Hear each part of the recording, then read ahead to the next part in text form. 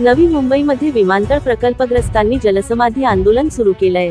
जलसमाधी घेण्यासाठी प्रकल्पग्रस्त ओवळे खाडीत उतरले आहेत। सिडको आणि राज्य शासनाला कंटाळून प्रकल्पग्रस्तांचे हे आंदोलन सुरू आहे।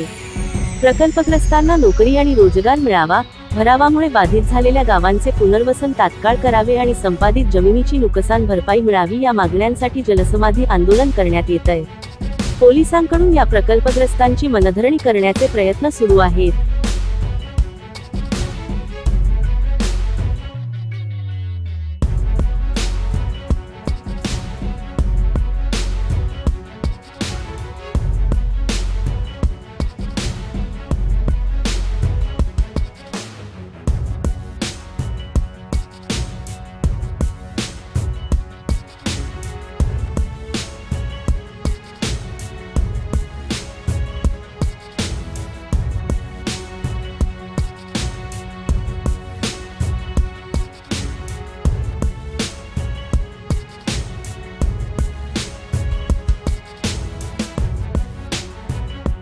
जनोदय करिता ब्युरो रिपोर्ट, नवी मुंबई।